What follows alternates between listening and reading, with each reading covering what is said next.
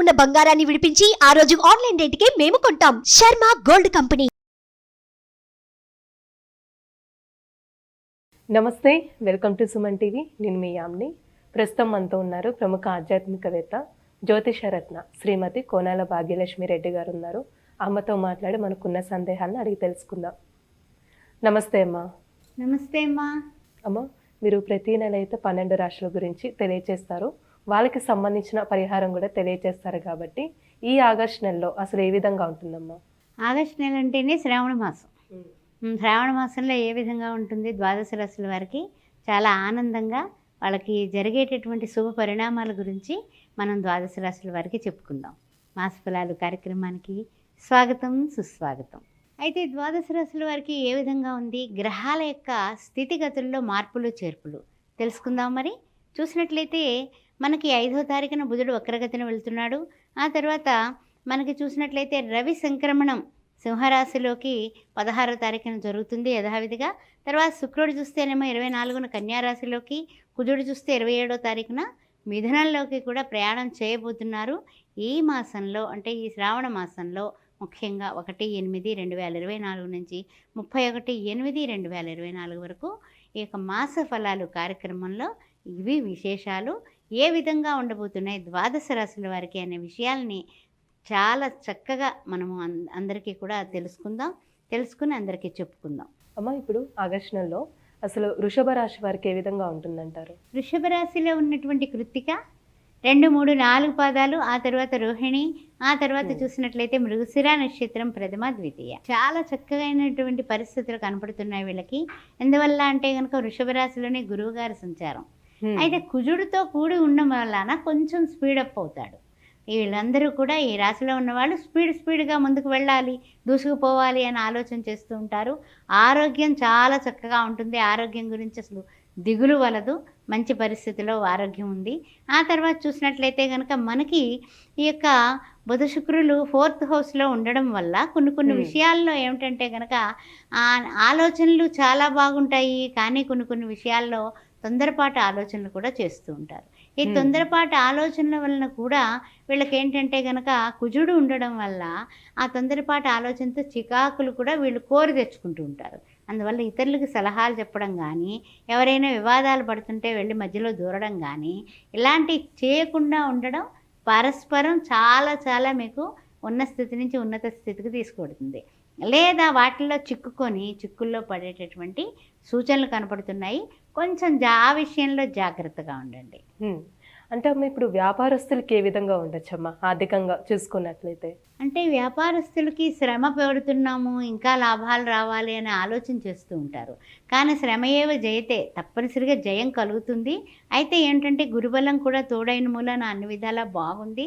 సౌఖ్యాల విషయంలో కానీ ఈ యొక్క గురుబలంలో కానీ కొంచెం బాగున్నప్పటికీ కూడా కొన్ని విషయాల్లో తెలియకుండానే అంటే వీళ్ళు ఆలోచన తీరుకి తగినటువంటి అవకాశాలు రాక, లేకపోతే వీళ్ళు పెట్టిన పెట్టుబడికి అద్భుతమైన లాభాలు రావడం లేదు. అప్పుడు అంతటా ప్రపంచం అంతటా కూడా డిస్కౌంట్లు అనేవి ఎక్కువైపోయినాయి కదా. అందువల్ల వ్యాపారంలో ఇంకా మనం ఏం చేయాలి అంటే వస్తు నాణ్యత పెంచుకుంటే తప్పనిసరిగా మీ మీద ఉన్న నమ్మకంతో వ్యక్తులు వస్తారు. డెఫినెట్గా మీ నాణ్యత గల వస్తువుల్ని కొనుగోలు చేయగలుగుతారు. వ్యాపారంలో మీరు రాణిస్తారు. దానికైతే తిరుగులేదు.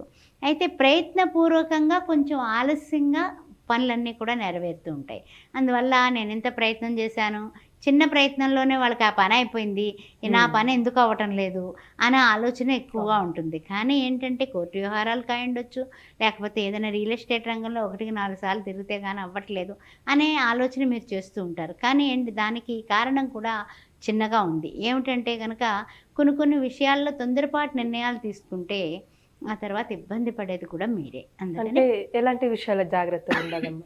అంటే రియల్ ఎస్టేట్ రంగంలో కానీ, తర్వాత ఏంటంటే ఏదైనా కొనుగోళ్ళు అమ్మకాలు, భూములు అవి కొనేసి అమ్ముతూ ఉంటారు కదా, అలాంటి విషయాల్లో కానీ, పాతిళ్ళు కొనడంలో కానీ కొంచెం చూసుకుని చేస్తూ ఉండండి. ఎందుకంటే కనుక కొన్ని అవి మనకి పనికిరావు ఎందుకు అని వాళ్ళు తీసేస్తున్నారనుకోండి, మీరు మధ్యలో వెళ్ళారనుకోండి, దానికి సంబంధించినటువంటి నెగటివ్ కూడా వీళ్ళు చూడటానికి అది పెడుతూ ఉంటారు. అలాంటప్పుడు కూడా నెగటివ్స్ మీకు కూడా రావడానికి అవకాశం ఉంది. జాగ్రత్తగా ఉండండి కొంచెం అలాంటి విషయాల్లో. అదేవిధంగా మనకి వృత్తి ఉద్యోగాలు విషయంలో చూసినట్లయితే కనుక కొంచెము అంకిత భావంతోటే చేయాలి. అంటే వీళ్ళు మెచ్చుకోవట్లేదు, వాళ్ళు మెచ్చుకోవట్లేదు, మెప్పుకోలకి తర్వాత మీరు ఆలోచిద్దురు కానీ ఫస్ట్ ఆఫ్ ఆల్ కర్తవ్యం దైవమాన్నికం అన్నట్లుగా మీరు అంకిత భావంతో మీరు ఉంటే మీ వృత్తి ఉద్యోగాల్లో డెఫినెట్గా మీకు గుర్తింపు వస్తుంది. ఆ తర్వాత విషయానికి వచ్చినట్లయితే కనుక ఒకంతా అంటే ఏమిటంటే కనుక గుడ్ న్యూస్ ఏమిటంటే వివాహాది శుభకార్యాలు కుదిరిపోతాయి, పెళ్ళిళ్ళు కూడా మీరు చేయగలుగుతారు ఈ శ్రావణ మాసంలోనే. అందువలన మీకు అది జయం కింద లెక్క. ఏంటంటే ఇప్పుడు ఎన్ని చికాకులు చిన్న చిన్నవి అవి ఇవి పక్కకు పెట్టేసేయండి. ఫస్ట్ ఆఫ్ ఆల్ మీరు పెళ్లి చేయగలుగుతున్నారు, వివాహాది శుభకార్యాల విషయంలో మీ కోరికలు నెరవేరుతున్నాయి, మీరు అనుకున్న సంబంధం మీ కాళ్ళ దగ్గరికి వచ్చి వాళ్ళు చేసుకుంటారు. ఇంకంతకనే ఏం కావాలి చెప్పండి. అది అందువల్ల ఆర్థికంగా కూడా మీకు అన్ని విధాలా కూడా కలిసే వస్తుంది, కానీ ఏ విధంగానే ఇబ్బందులు సామాన్యంగా అయితే నడుస్తుంది, కలిసే వస్తుంది, కానీ కొంచెం ఖర్చు విషయంలో జాగ్రత్త పడండి. అంటే అమ్మ వీళ్ళకి ఏమైనా ఆరోగ్య సమస్యలు అంటూ ఉన్నాయంటారా? అంటే ఏంటంటే కనుక మనకి కొన్ని అనారోగ్య సమస్యలు ఎలా ఉంటాయంటే కనుక వీళ్ళకి మానసికమైనటువంటి చికాకులు ఉంటాయి. శారీరకంగా ఏమీ అనారోగ్యాలు లేవు, మానసికంగా చిన్న చిన్న చికాకులు ఉంటాయి, కోపం వస్తూ ఉంటుంది, ఇరిటేషన్ వస్తూ ఉంటుంది. మరి అది కూడా అనారోగ్యమే కదా, అలాంటివి ఉంటాయి అన్నమాట. అందుకని చంద్రమా మనస్సు జాత, చంద్రుడింట్లో రవి ఉన్నాడు, 16వ తారీఖు వరకు కొంచెం అటు ఇటుగానే ఉంటుంది చికాకులు. ఆ తర్వాత అంతా సస్యశ్యామలమే, ఏం పర్వాలేదు. అయితే ఏంటంటే కొన్ని విషయాల్లో మీరు జాగ్రత్తగా ఆలోచించడమే కాకుండా మీ యొక్క పెద్దవాళ్ళ యొక్క కుటుంబంలోని చర్చించి ముందుకు వెళ్ళండి, బాగుంటుంది. అదేవిధంగా విద్యార్థుల విషయానికి వచ్చినట్లయితే కనుక ప్రతి విద్యార్థులందరూ ఎలా ఉంటుందంటే వాళ్ళు గోల్ రీచ్ అవ్వాలనే తపనలో ఉంటారు.